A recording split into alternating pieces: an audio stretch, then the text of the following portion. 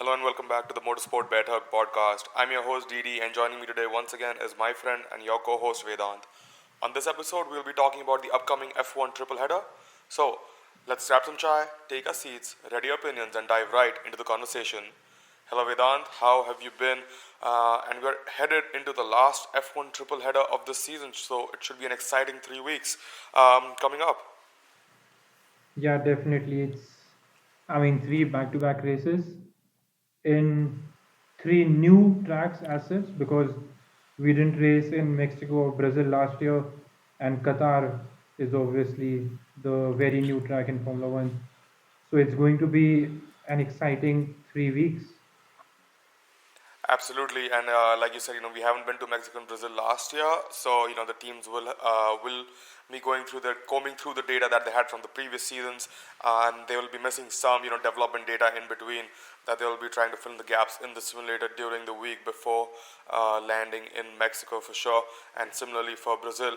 But I think the biggest debate here, or the biggest question mark is how much can Red Bull or how much can Max pull in front and how much can Red Bull catch up to the Mercedes, especially in the Mexico and Brazil rounds, which have, uh, previously suited Red Bull, and Red Bull, yeah. but we also need to remember the fact that that was largely due to the Renault power unit that they used to have.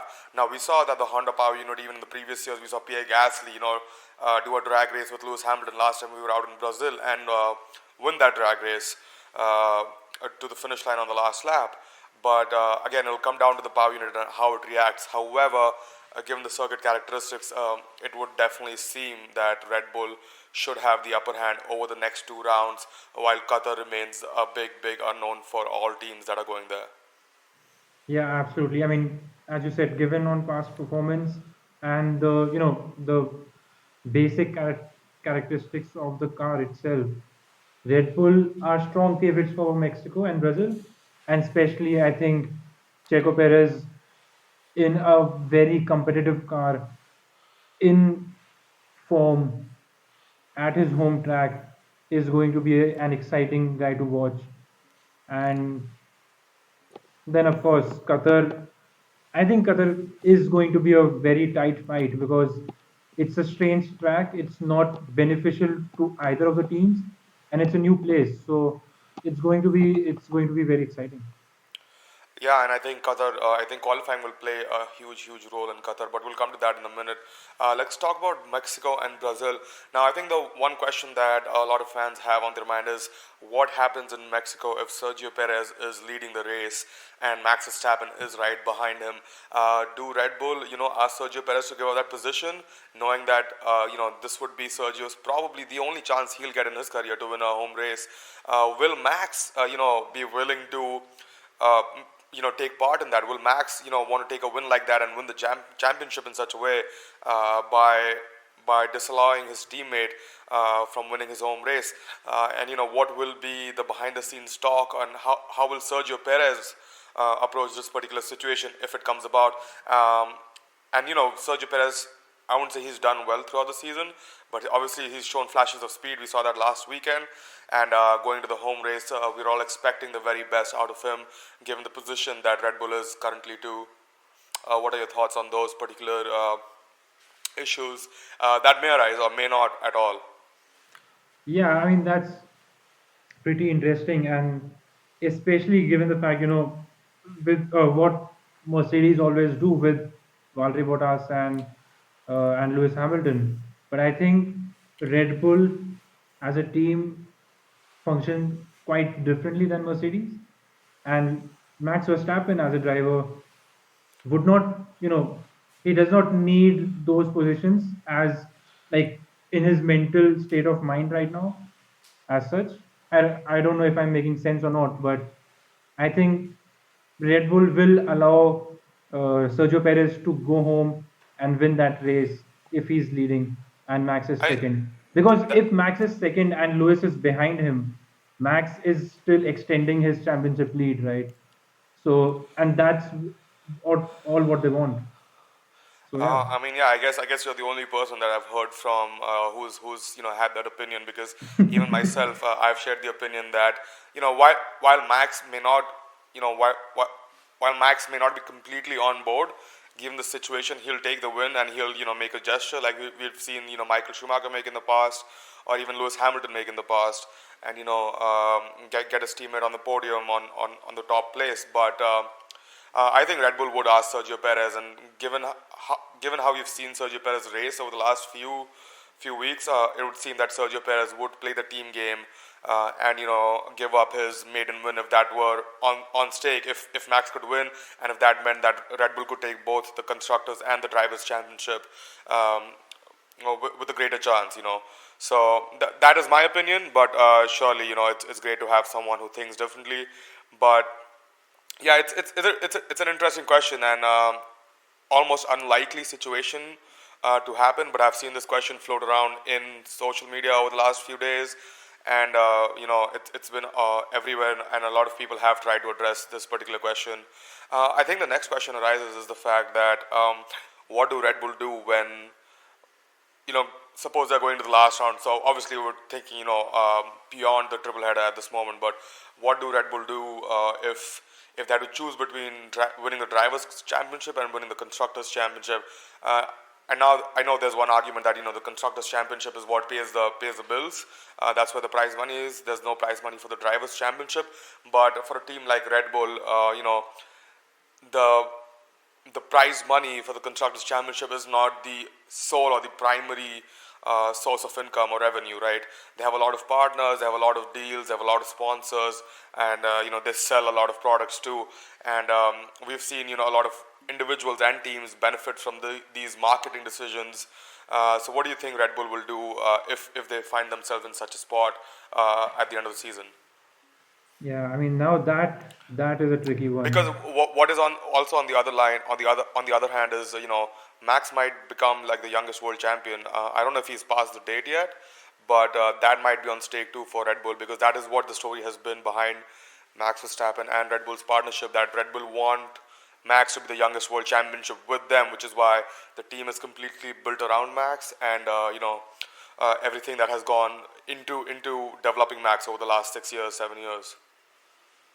I mean, that's pretty interesting, and I mean, obviously, as it stands right now, winning the drivers' championship is more likely than winning the constructors' championship.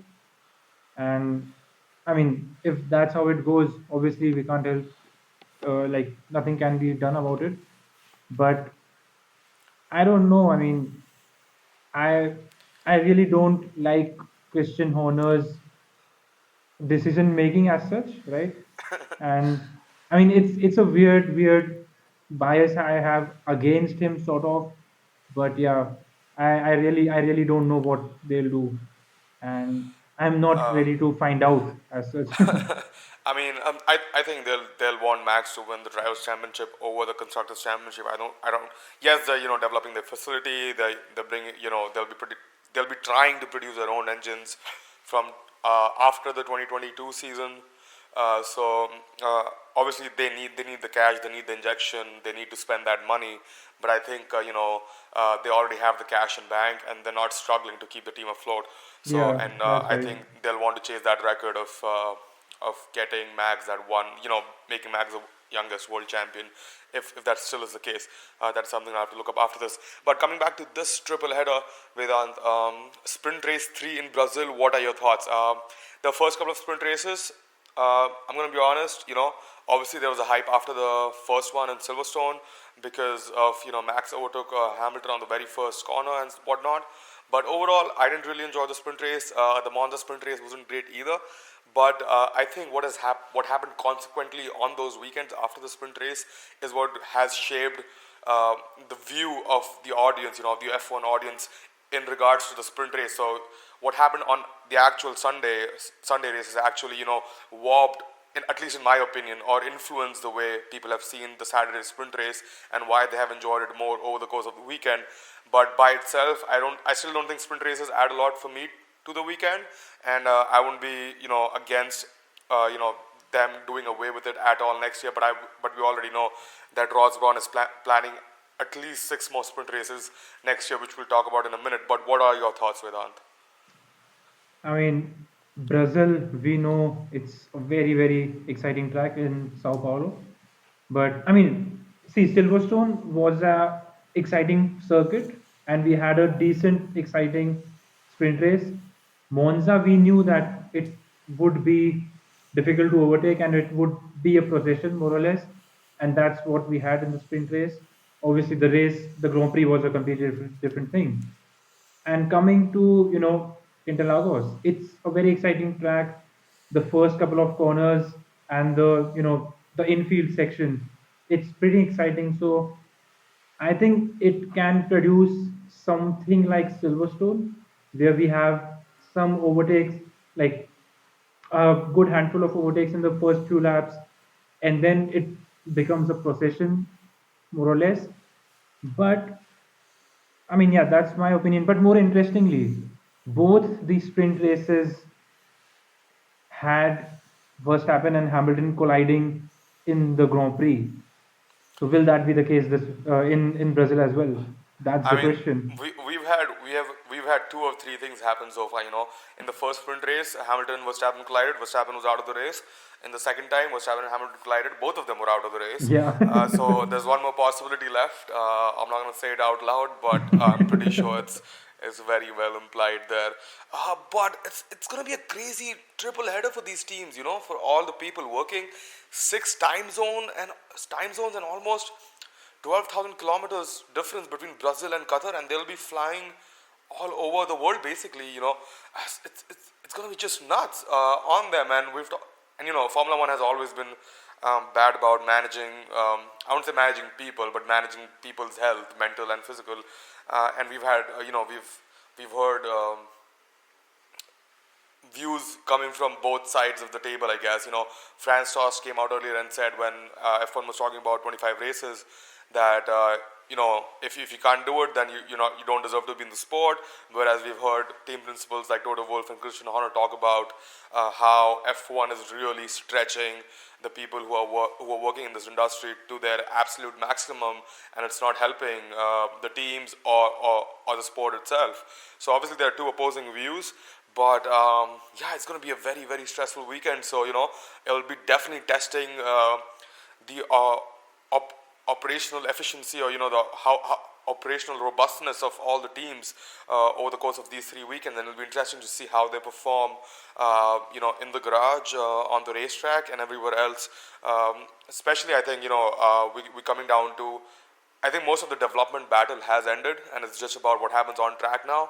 Obviously, we as fans are discovering new things and little tidbits on the car that may have been on the car for ages, for all we know. But yeah, it's just crazy to think that the teams will be traveling so much over the course of the next 3 weeks.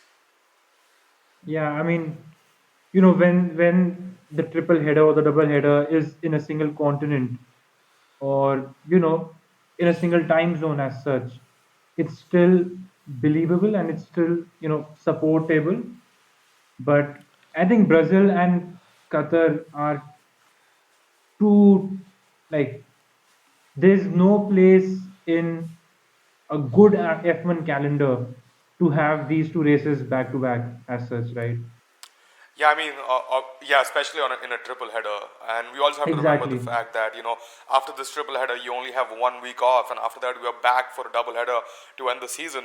So, it's going to be pretty crazy. Yeah, I mean, we have two races in the Middle East after Qatar. After Qatar, they could have made Qatar and Saudi Arabia a double header, and that would have been more efficient. But like that's what it is right now, and I think that is why Qatar is going to be even more difficult for these teams because of all the factors. It's a new circuit. No one knows what it's going to be like, and they are going to be tired like anything.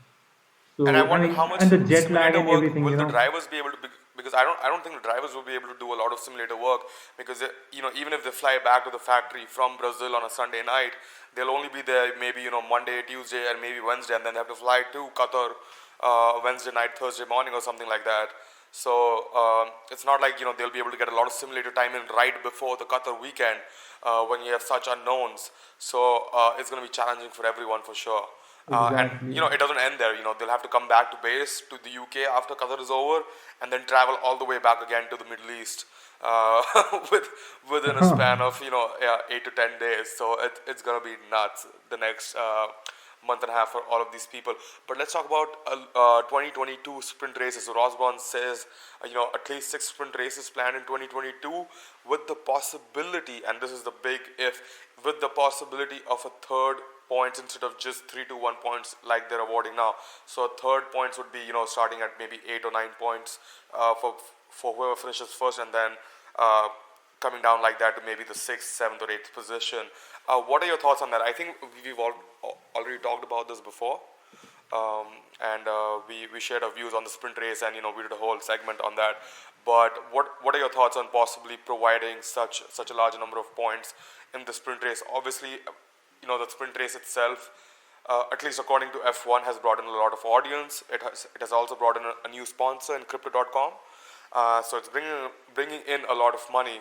But as an F1 fan who's been watching F1 for a few years now, like I said before, it hasn't added much for me, and they could really do away with it, and I would still watch the Saturday practice session and the qualifying just the same as I've done over the last few years. Yeah, absolutely. You put it In like, fact, it's more troublesome for me to tune in at 12 or at night on a Friday when I have other plans to tune into qualifying and watch the qualifying and make sure that I catch it at the right time and watch the whole thing. yeah, I mean, I couldn't have put it better. And I think, like, a comment I read in the, YouTube comment section of the race's latest video, which talks about the 2022 sprint races. So the comment said that sprint races are great for the on-track spectators because they get more value for money, but it is just so for the online viewer, right, and the TV Yeah, viewer, exactly. and that is just it. And especially, when you are in any time zone other than where it is happening, or in the UK, in Europe. Yeah. So it's going to be very tricky, but I I mean, the think, other alternative. Sorry, go ahead. yeah, I mean, we have obviously made ourselves clear about our opinion on it. But talking about the points, if Formula One wants to keep sprint races, I think the new proposed point system is key to it. And I think Ross Brown did bring it up for this season as well.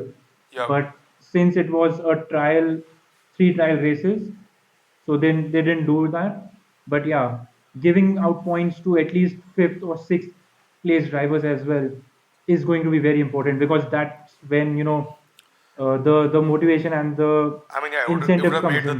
it would have made the third place battle this year even more interesting if that was the case. Exactly, With exactly. how close Ferrari and McLaren. And on another couple of points regarding the sprint races next year, obviously I think F1 is reverting back to giving the pole position award to whoever qualifies first in on In Friday the qualifying yeah, on a sprint weekend on like the actual qualifying, on the actual fastest qualifying on round. one, yeah, fastest at in 1 lap.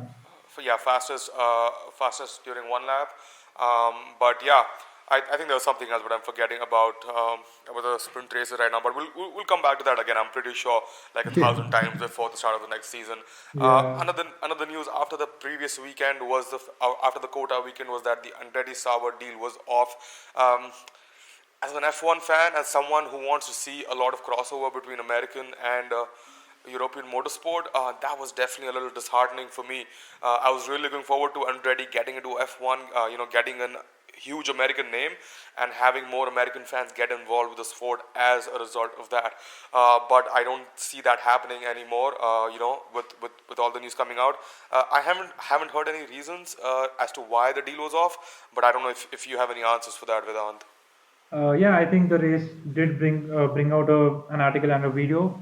So I think basically Andretti thought the deal was quite further ahead, but Sauber did not have the same view as such. And I think that was basically it, difference of opinion as such. But I mean, definitely it's pretty disheartening that, the American and European uh, ecosystems uh, are not converging as such as it would have, with Andretti. But I think having Sauber stay in Formula One and having Alfa Romeo stay in Formula One is good in It's still a itself, huge right? win, Because yeah. yeah, but talking about your, the two ecosystems converging and being one, we have a lot of European talent going to America's Poindika. That So is that's true. one thing, yeah. But yeah, Yeah. let's see Oh, how yeah. that The goes. other thing I was going to talk about sprint race was the fact that now that I finally remembered it, I'll just put it out there before I forget it again. Is the fact that F1 is trying to get more races in, and I think I said that before too when we were talking about alternatives to sprint races in the episode that we did. But I think the other alternative is just have a double race weekend like IndyCar does. Yeah, Have two races the same weekend. It'll be an engineering challenge, but at the same time, it'll be exciting because you won't be able to have as many practice sessions. You'll have qualifying. You maybe have one and a half practice session, whatever, two practice sessions. You have your qualifying, and then you have two races back to back on Saturday and Sunday, and maybe hold one or two qualifyings, however they want. And I think F1 still hasn't decided on how they're going to do the qualifying for sprint races and the Sunday race for 2022. So that is also something to look out for in the upcoming days. Look out for that news from F1. But yeah, that is my opinion. And that way, like we have said before, you can have a rotating calendar, but you can still have a larger number of races. If F1 ends up hosting, let's say, six double header weekends, and by that I don't mean like 2 weekends in a row. What I mean is like two races on the same weekend. We'll end up with, if you're going to 23 places plus 6, we'll end up with 29 races with nearly the same number of sessions, right? So that's more yeah, racing. Obviously, you don't want that many races, so that there's always some trade-offs there. But that's just another idea to put out there for F1 to consider. I don't know how the teams will feel about racing twice on the same weekend, but I don't think that is something F1 will want to do from a commercial standpoint, maybe, because it'll be hard to negotiate that, how the deals are, and because F1 is in long-term contracts with um, all these tracks and whatnot. I'm not sure, but that is what I think. It'll be hard to explain any further than that. However, coming back, to our talking points, only 10 points separate Alpine and AlphaTauri in the battle for P5. Only 4.5 points separate Ferrari and McLaren for the battle for P3. So it's on. It's definitely on. Alpine have not looked that great over the last few races. So I would say that Pierre Gasly and Yuki Tsunoda, who's done well, Yuki Tsunoda has done well over the last couple of races. So I think they have the upper hand here. And if they can close out the season for AlphaTauri in P5, I think AlphaTauri will finally have achieved what they are capable of, and what we have seen them to be capable of over the last couple of seasons. So yeah, so I think that is something that I'm looking forward to. And the next point I want to talk about is Ferrari should come out ahead after the two rounds. We don't know what's going to happen in Losail, Qatar, but similar to Red Bull and Mercedes, I think Ferrari should come out ahead of McLaren after having raced in Mexico and Brazil, because I feel those tracks should suit Ferrari more than the straight line speed of McLaren that they have in the high and the speed that they carry around high speed corners. What are your thoughts, Vedant? yeah, definitely. I mean, uh, AlphaTauri, if AlphaTauri finishes P5, I think we'll see the happiest fans toast we have seen in a long, long while, right? But I mean, it will just show that the pace that we saw in testing and that the promise that we saw in testing was not a fluke, and it was not just other teams sandbagging or they just performing greater than their capability. So it's going to be a very exciting fight. And now I think, like, for a while now, Alpine was easily in P5 without being challenged, and now Alpine is struggling, and they have AlphaTauri just breathing down their neck. So it's going to be exciting. And I mean, we'll always have the fight up front, and the McLaren Red Bull fight is great as well. McLaren Ferrari Fight. Yeah, Yeah. McLaren Ferrari fight, sorry. But this is once again like another fight, and that just goes to show that this season has been exciting throughout the grid, not just for the championship, but throughout the grid. Yep, yep, absolutely. And I think all the development work that has been done by these teams, especially over the last 2 seasons during COVID, has been exceptional. And they have covered up a lot of ground compared to the other teams ahead in the field. So it's definitely commendable the work that all the people who have been involved with these teams who have put in. But yeah, moving on. Williams have set a timeline to become world champions again in 10 years, and while over ambitious in a way, I don't think Obviously, I'm reading your notes right now, so I'm gonna put. I don't think it's over ambitious. It definitely seems harder, given the recent history of Williams. But you got to remember they were P3, during the first couple years of the turbo hybrid era. So they have got what it takes.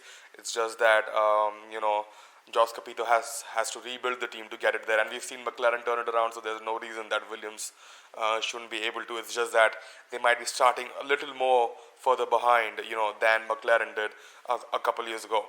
But yeah, you said this plan will influence every big decision they make. Yeah, obviously. I mean, we've seen you know all the recruitments that Williams have made over the years, and there's talks about Porsche and Audi joining, so that might play a role into how Williams might stray away from the Mercedes deal if Audi and Porsche join in 2026. So there's a lot of things coming up, and I think there's a good group of people led by Jos Capito in that team. And I think there's only good things to come from where they are right now. And the development we've seen from them over the last year has been insane. And with Alex Albon in there, we've seen what Alex Albon has done as a development driver for Red Bull and AlphaTauri and for Yuki Tsunoda over the year. So Yeah, Alex Albon definitely. going to Williams is a huge plus.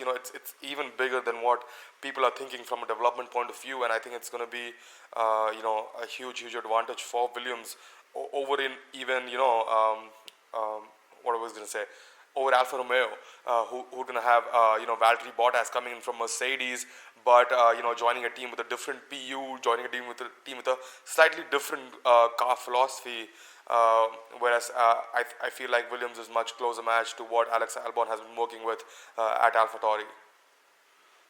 Yeah, I mean, obviously Williams with the new ownership and the new structure, obviously they would have to have set plans and have a complete overhaul of what their goals and expectations are.